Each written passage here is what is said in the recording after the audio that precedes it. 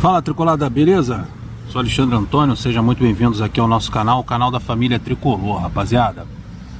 Eu abri o Twitter, né, depois da derrota do Fluminense pro Botafogo, uma atuação muito ruim, Fluminense muito abaixo do esperado.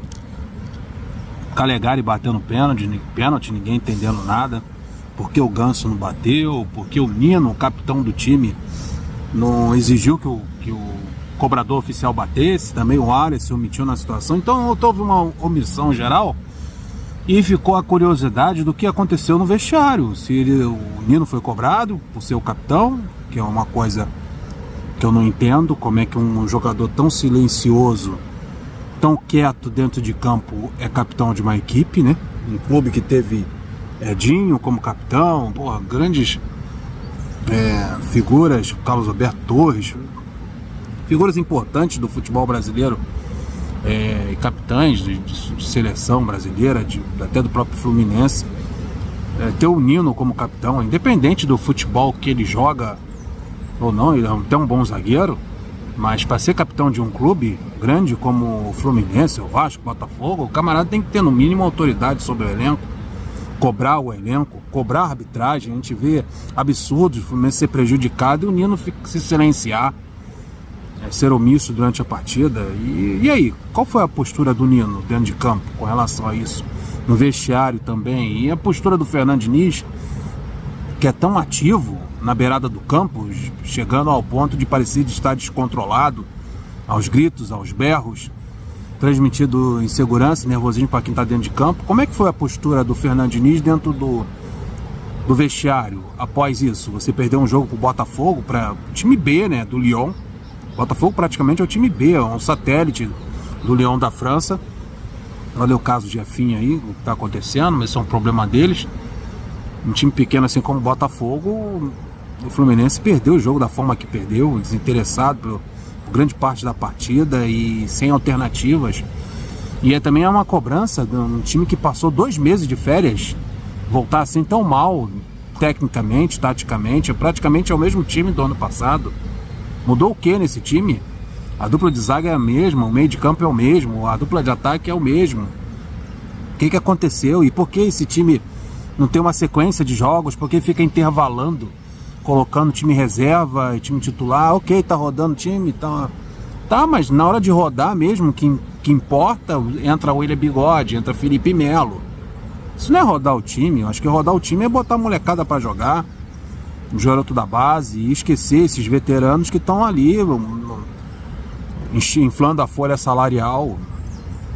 Tá, não tem. E no Maracanã, nos jogos importantes, em que tá com a torcida por perto, bota o time titular, pega o time reserva, coloca lá em Volta Redonda, bota em Brasília, onde for, e mexe com o time. O time precisa de rodagem, precisa chegar no mês de abril no casco, porque em abril o bicho pega, hein? Libertadores, a Copa do Brasil, caramba, cacete a 4. Então eu fiquei super, mega curioso para ver o que aconteceu no vestiário, e a fonte do Vitor Lessa trouxe algumas informações sobre o que aconteceu no vestiário após a partida e após a derrota do Fluminense para o Botafogo. Se a fonte do Vitor Lessa passou a informação correta para ele dessa vez, aconteceu o seguinte: o clima nos vestiários, isso eu distraí do Twitter do Vitor Lessa, o clima no vestiário do Fluminense foi muito quente. Imagine, né, o Fernando Diniz com aquele controle psicológico, ele é psicólogo, né? Aquele controle que ele tem de chamar os outros de perninha, como em Fernando São Paulo. Imagine como é que foi quente esse vestiário. Como era de se imaginar, diz o Vitor Lessa, a cobrança do técnico Fernando Diniz foi acima do tom. Isso foi acima do tom do que a gente tem costume de assistir na beirada do campo. Meu Deus, haja ouvido, hein?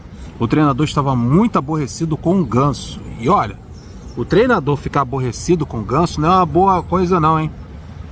Lembra o que aconteceu com o Oswaldo Oliveira, fez até plástica aí para tentar fugir do Ganso na rua. Então, mano, bater de frente com o Ganso é um problema. Então o treinador estava muito aborrecido com o Ganso, com o Arias. Olha aí, Ganso e Arias eu sei porquê, né? Porque os dois são batedores oficiais do time. Ele também estava aborrecido com o Nino, claro, ser o capitão da equipe, como eu falei, né? O Nino, ele deveria também se responsabilizar pelo que acontece dentro de campo. cobrar os jogadores, pedir, exigir que o batedor oficial batesse o pênalti, era um clássico. E o Fernando Diniz também está aborrecido com o Calegari. Então tem 4 vítimas aqui do estressado do Fernando Diniz. O Ganso, o Arias, que são os batedores, o Nino, que é o capitão, e o Calegari, que pegou a bola para bater.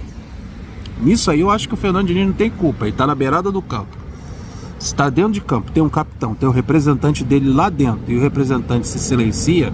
Se você tem um jogador com a experiência que o Ganso tem, com a bagagem que ele tem, com a liderança que ele tem, e ele fica na dele, e o Arias também, que é um dos principais jogadores, fica quieto e deixa o garoto pegar a bola para bater, meu amigo, come no esporro no vestiário. O lateral, o Calegari, né, tomou a iniciativa de bater o pênalti. Diniz não queria e chegou a gritar na beirada do campo. Pelo que eu vi e pelo que eu entendi, Calegari assumiu a responsabilidade de bater e ninguém teve a coragem de negar, mesmo com certa preocupação. Quando chegou, o Calegari pegou a bola para bater, virou as costas. Nino não se impôs como capitão. Arias também não adiantou nada, aquela entrevista do Arias, né, depois do jogo, falando que estava com a cabeça quente. Acho que a cabeça quente tem que estar lá dentro do campo na hora de cobrar. E opa, garoto, não, agora é eu que vou bater, é clássico, tá 0-0, começo do segundo tempo, vamos fazer o nosso gol aqui, vamos pro vestiário tranquilão e Zé Fini, dá a bola aqui que eu vou bater, a responsabilidade é minha. E não deixar o cara bater. Queimou o jogador, ele tá até fazendo um bom jogo. O Calegari estava fazendo bom, principalmente no primeiro tempo.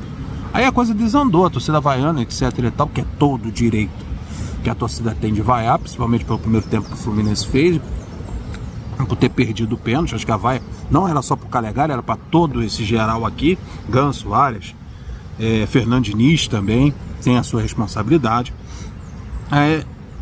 E aconteceu isso aí, a comida de esporro dentro do vestiário. Aí ninguém teve coragem de negar, mesmo com certa preocupação. Aí não adianta, né? Agora a Inês é morta. No caso, os jogadores podem não ter escutado o Diniz. É muita possibilidade, claro, né? Um estádio, dificilmente, acho que é uma das coisas mais inúteis no futebol, ainda mais com um estádio com um público de mais de 25 mil torcedores, já é complicado. Estava cheio o Maracanã. Mas eu acho uma coisa completamente desnecessária o treinador ficar berrando aos berros, aos gritos na beirada do campo. Acho que você ouve muito pouco. O jogador olha para a beirada do campo, vê o técnico todo descabelado, gritando, gesticulando. Você sabe que ele está te comendo no esporro, está gritando alguma coisa lá, está chateado com o que está vendo. Mas a maioria da informação que sai não dá para ser ouvida dentro de campo. A mais quem está atuando lá pelo outro lado, né, na outra lateral do campo. Foi tudo bem rápido e teve a coletiva, né?